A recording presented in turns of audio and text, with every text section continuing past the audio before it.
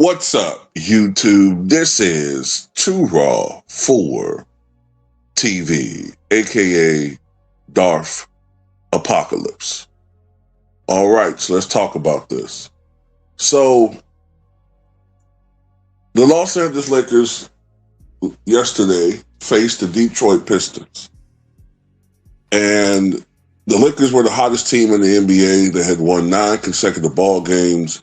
Luka had entered the MVP conversation, at least unofficially, though you probably won't hear his name being mentioned on ESPN because that's the network. And you can't have the so-called GOAT playing with an MVP because that just kills his GOAT narrative. But anyway, they faced the Detroit Pistons. The Pistons did not have Cade Cunningham, who, of course, is one of the best guards in the NBA. He's out with a collapsed lung, if I'm not mistaken, wishing for his speedy recovery. And while the Lakers were without, I think, Rui and Marcus Smart, those are role players, the Lakers should have been able to beat the Pistons. This game, of course, was a litmus test for the Los Angeles Lakers to see just how good they really are. Are they a team that can win a championship? Now, I do believe, and I've said this before, let me be perfectly clear. I think the best iteration of this team is when LeBron James takes a third role, when he takes less shots, when he takes more timely shots, when he takes shots within the flow of the offense, when, the offense is more dominated by Luka and Austin Reeves and others get involved, because Luka just seems to me to be a guy who just naturally gets role players more involved offensively, especially bigs, than LeBron, right? Other players have to fit into the system. There's the Doncic system, but Luka tends to elevate other guys around him more. So that plus Austin Reeves just seems to thrive more playing with Luka. And you just use your eye test. That's the best iteration of this team. However, they're still not a championship team. I think they're a team that can get, perhaps, if they have the luckiest matchups, I think they can get to the Western Conference Finals. And that's about it. And this was proven again. The Detroit Pistons, without Cade Cunningham, beat that ass 113 to 110. Lakers fall to 46 and 26, 46 and 26, I believe.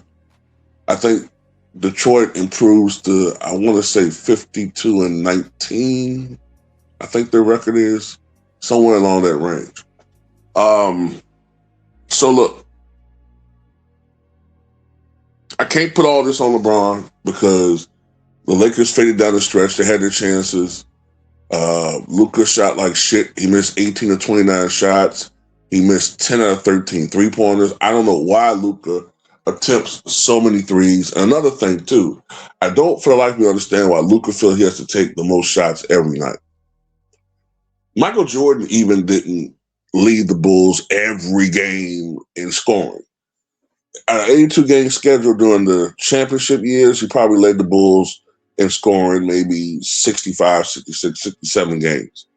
Other games would be either Pippen or maybe Tony Kukoc. During the earlier years, maybe Mike led the team in scoring 75, 76 out of 82 games. But the point I'm trying to make is, Luka sometimes I think is a little bit too self-centered with shooting the basketball. Just a little bit too much.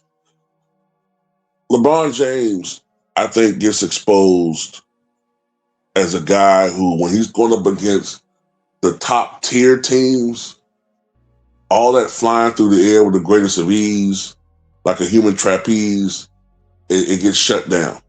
It just gets shut off.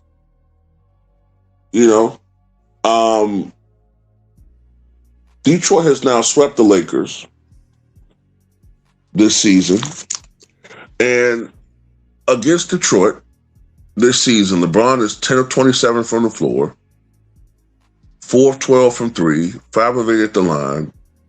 He has 9 turnovers in 2 games, and he's averaging 14.5 points per game against the Pistons. And he has a combined plus minus in 2 games of negative 24.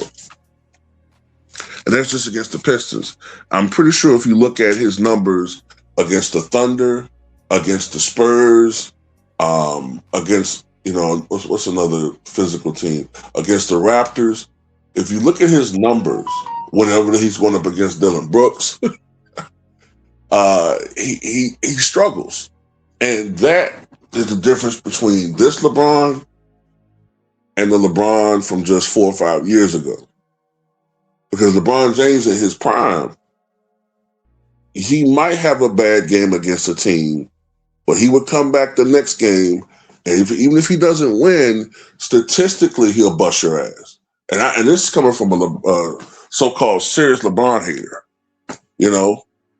This is same LeBron that averaged 38, 8, and 8 against the Orlando Magic team with prime Dwight Howard.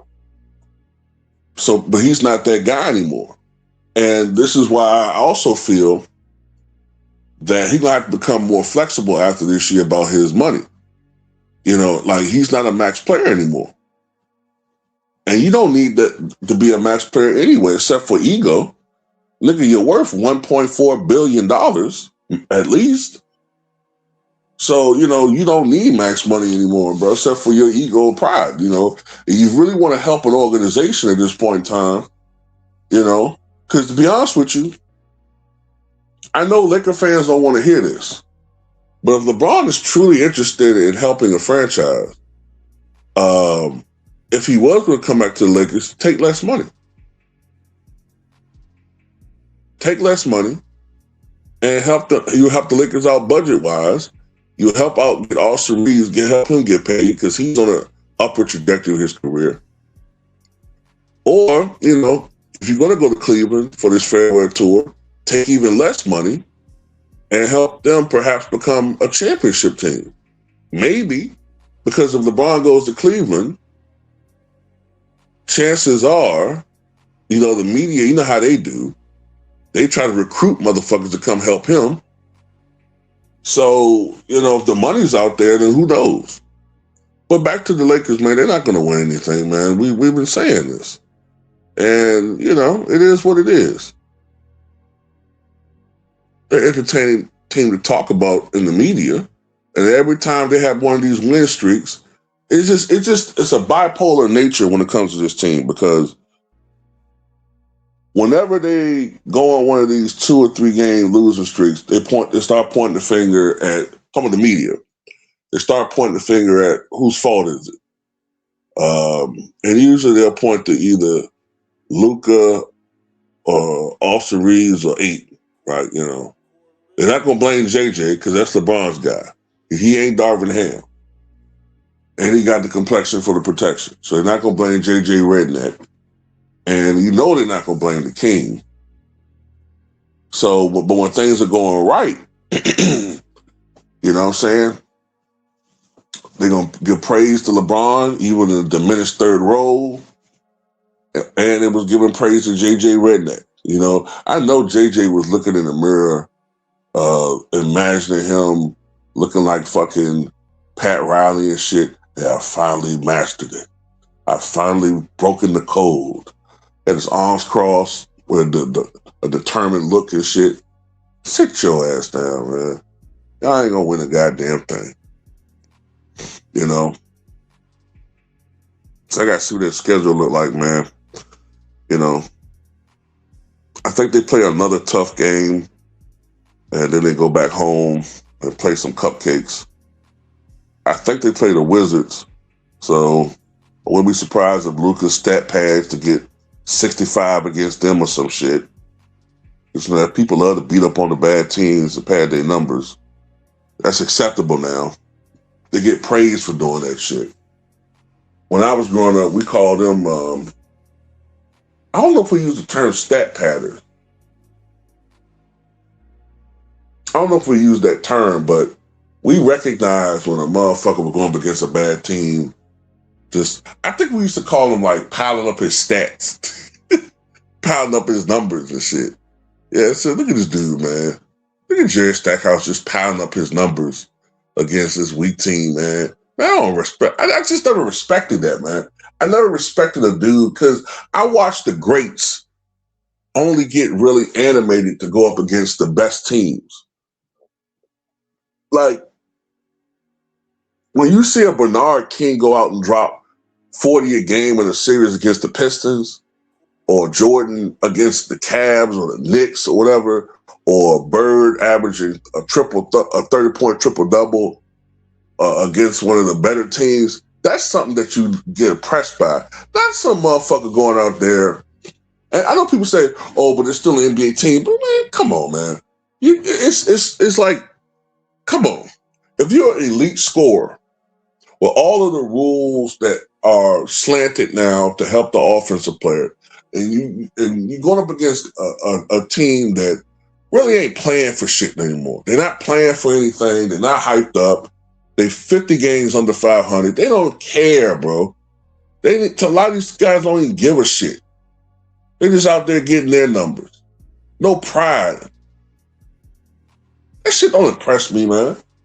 Oh, 61 for James Harden. Even though they're up by 40. But anyway, that's all I got to say about it. Tell me what you guys think.